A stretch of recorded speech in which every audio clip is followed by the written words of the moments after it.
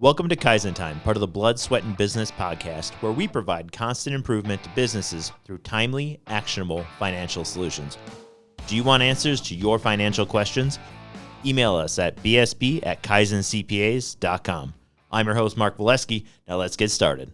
Welcome to Kaizen Time. I'm joined by Brian Bride, the Director of Payroll Operations. Welcome, Brian. Hey, Mark, how you doing? I'm doing pretty well. Good. I've been working quite a bit, putting in a little bit of overtime, and you know what? I heard that that's not going to be taxed anymore. There's a bunch of changes with overtime and taxes and tips. What's going on with that? Yeah, I mean, possibly. You might see some tax savings, but it's very complicated. And this is all wrapped into the big, beautiful bill that just passed in July. Right. So what are the qualifications? Sure. What are the parameters? And real quick, this all falls under payroll, right? It does. This is all payroll. Really, when you are when you on the check, right? So it's all about how you're declaring the tips, how you're declaring the overtime.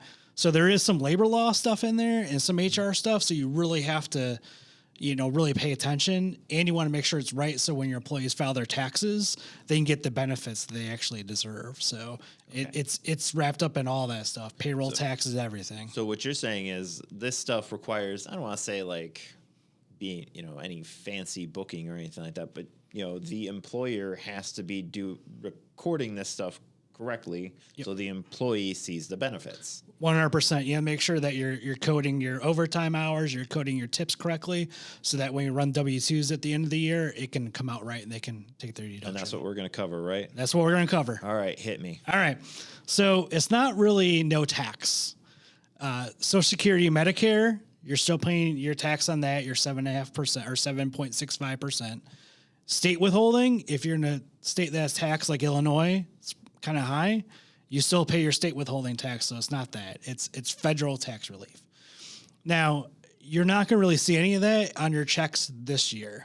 I know that's going to disappoint a lot of people, but we're really recommending that you write it off on or take it as a deduction on your 2025 tax returns when you file January of 26. Okay. Yep.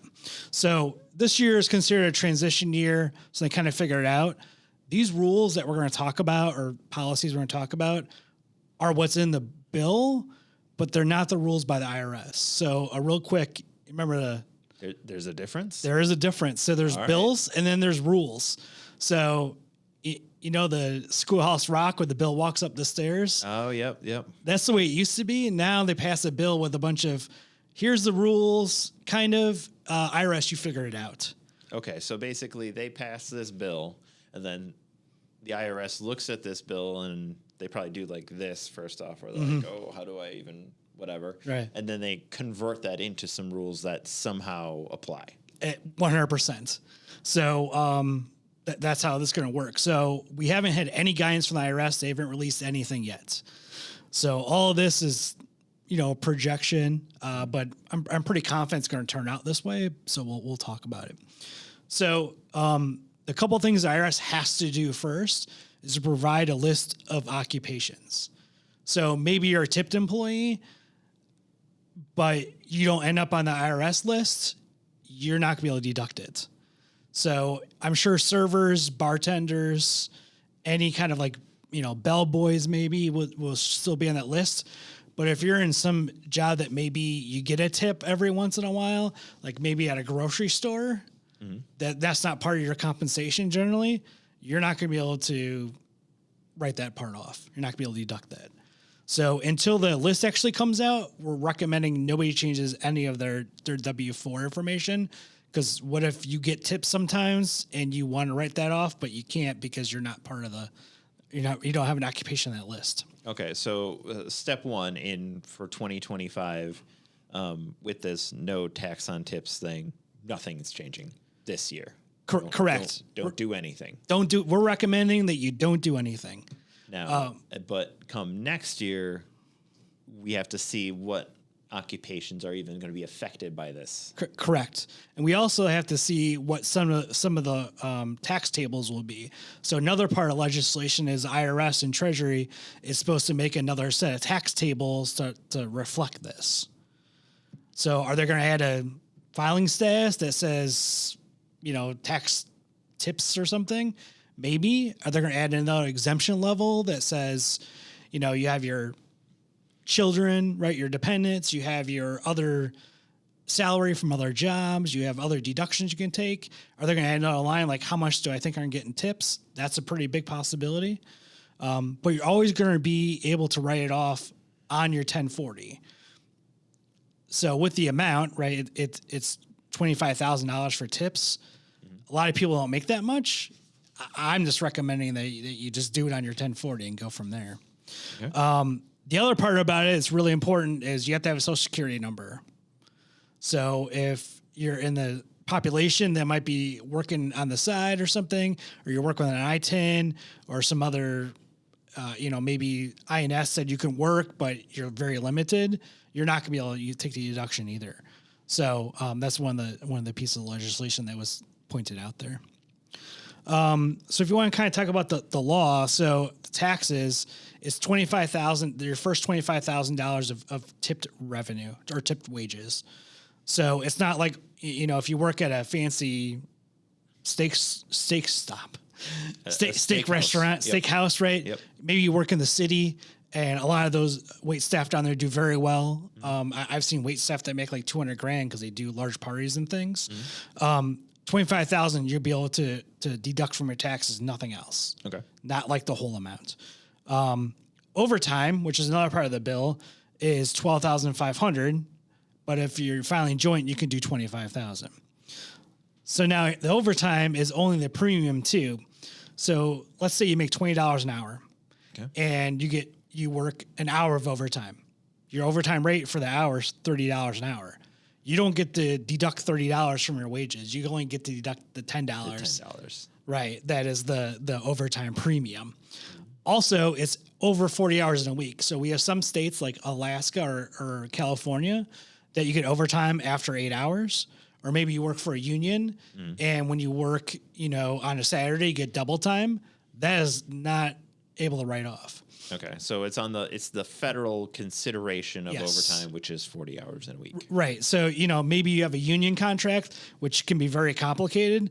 A lot of that, bonus pay and double time, that is not your 40 hours. That's just part of your contract. Yep. That's not. So that's kind of a really big thing. So this kind of works around that. So let me get this clear. The tax deduction, it's the first 25,000. Mm-hmm. And then after that, doesn't matter. You get taxed the same way you would if you earn the income. Okay. So what you're saying then is the people who are the tipped kind of employees who are making a considerable amount, this doesn't change for them. It's the people who kind of would work part-time at a restaurant that maybe doesn't make as much. It's really beneficial to them. It would be if they make enough for a tax liability, right? Okay. So unless you're making $40,000 to $50,000, your tax liability is almost always zero. Okay. So maybe you're married and you have a joint income, you can write some of this stuff off, but it's not. So it doesn't affect someone on the very, very hey, I just work a little bit part-time. And it's also not overly affecting the people on the very high end of the spectrum either. Right. Okay. So people kind of in the middle. Kind of in the middle. Yeah. Right. Okay. So sense. We actually had a client that employs a lot of teenagers. Right. And so when this went into effect, we had actually a lot of moms calling up the client contact and saying, hey, I thought they weren't getting taxed on overtime anymore. As you can see, we didn't change anything, right? Because it just passed, but even some of his employees don't really know. We all know the government doesn't work that fast. That fast, for sure. Just because a bill passed last week, last month, whatever. Again, from our discussion, it really isn't even kicking into effect until 2026. Well, you'll be able to write off, deduct tips or overtime pay throughout 2025, but you're going to be doing it on your return. Yeah. You're not going to be doing, there's not doesn't retroactive. Affect you until your taxes in 2026. Yep, correct. Yep. Okay. All right, let's get some more into this, or is that it? No, I think it's there's really more. Yeah, there's more. We touched it briefly, but I think it's really important as a client that's processing payroll for your team that you make sure you have the right hours and overtime and the right tips amounts in there. So if you work for a restaurant, you have a box 7 on your W-2 that's Social Security wages for tips. I think that box they're going to use to be able to deduct off of your top line gross wages. So, you might make $3,000 Social Security tips and you made, a total of, I don't know, 30 grand, right? You could be able to write off $3,000 on your taxes. They're going to use that box. Now, the overtime for qualified amount, there's been no direction given. No guidance. Okay. So overtime, just make sure that you code stuff in a regular overtime bucket. If it is, in fact, overtime, like you're over 40 hours a week, it needs to be in the overtime bucket. You can't put it in a holiday, gross up or people have very, very different ways they have it set up. Make sure it's in the standard overtime bucket, and that way we'll pick it up on the W-2 when you file. But yeah, we won't know. I would say probably October would be the closest that we get some kind of guidance on what the W-2 is going to look like in-house to arrange the boxes. So kind of what I'm understanding from all the things I'm hearing is you got to be on top of your stuff this year and record everything correctly to potentially get all the benefits. 100%. And it's always good to have, because what if the law changes again? It sunsets in 28. Mm-hmm. So if, you're not putting stuff in the right buckets or you're moving stuff in the wrong buckets trying to get any kind of benefit, you think, you're just going to get yourself into trouble. So it's better off putting it in the right and buckets. For example, and there's still plenty of time left in this year. Yes. The IRS could do this. They could put out a prediction and then they may kick it back. Not that the IRS has the ability to kick it back, but they could send out a report to whoever, president, the Congress, whatever, and they're like, oh, we're going to make too much, or this is going to charge these people too little, whatever the case. Yep. And they may reevaluate this. So we'll just have to stay on top. Yep. And if you ever, you reach out to us and be happy to answer any questions. And, you'll be seeing a lot about this when it comes to October and you start entering W-2 season, I guarantee you. Yeah. No, like I said, we will stay on top of it. And chances are we'll be doing another video about this pretty soon. Yeah, absolutely. All right. Anything else you want to add about the overtime or tips taxing changes? Just that recommendation is just record it. Record your tips and then deduct it on your 1040 when you file in January. It's going to be your best, safest bet. Perfect. Thank you, Brian. And thanks, Mark. You've been listening to Kaizen Time, part of the Blood, Sweat, and Business podcast. If you like what you heard, subscribe and leave a 5-star review. This podcast has been brought to you by Kaizen CPAs Plus Advisors, providing advisory and accounting services to help you grow your business. Learn more at kaizencpas.com or email us at bsb@kaizencpas.com.